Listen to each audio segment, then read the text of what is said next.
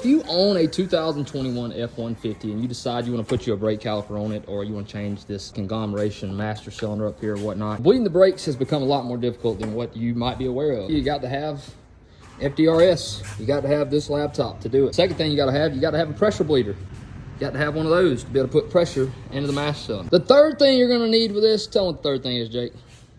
Time. You'll need some time because this shit takes forever. We've been here an hour already trying to bleed some damn brakes.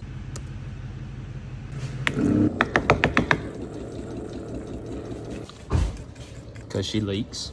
We're going to connect the front left. We're going to disconnect that bleeder screw, and it should remain open for a minimum of 60 seconds. So get it, dude. Step number 5, 7, 9, 12. I don't know. I lost count a few minutes ago. We're trying to bleed the brakes on this 21 F-150. Sweet. They also didn't tell you need 4, 5, 6, 7 bottles of damn $18 brake fluid to do this. We waiting. Be back in a minute. Before you jackasses get the comment telling me, why didn't you hook the vacuum up to the bleed? It don't work, all right? It don't work. Get out my comment section. Right front. 60 seconds. Man, this really makes you gotta use it. And now we got the left rear.